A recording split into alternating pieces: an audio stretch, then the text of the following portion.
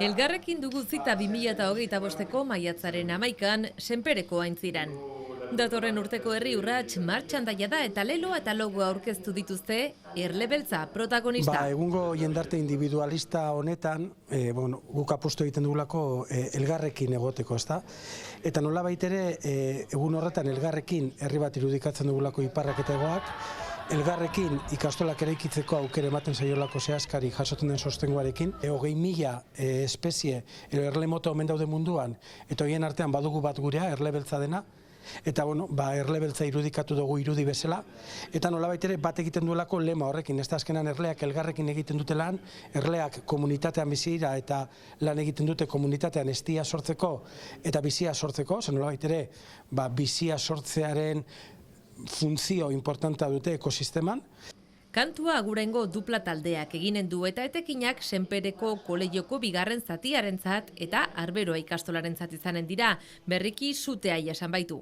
Badakigu eraikina dela osoki bota beharko dela, eta hor badugu 200 metra karratuko eraikin bat berriz eraiki beharko dena. Arberoa bada, baina lehentasunetan ere badugu Senpereko kolegioa. Senpereko kolegioa deki ginuen 81 ikaslerekin, aurten 150 ikasle inguru dira, baina helburuan txartzean 180 izanen dira, eta behar dugu obren bigarren fasea oraidanik aktibatu.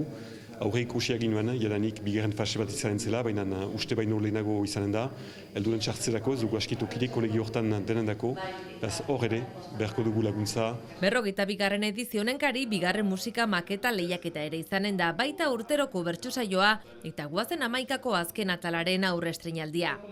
Denda webgunean ere zabalik dago iparraldeko ikastolentzat ezinbestekoa den herri urrats besta abian daia da. Herriaren laguntza dugu eskuratzen eta herriaren laguntzari esker ditugu ikastola berriak eraikitzen eta ditugunak mantentzen. Herri urrats beharrezkoa da, milaka eta milaka jende bilduz aintziraren inguruan, biltzen dugu berden dirua gure etorkizuna segurtatzeko.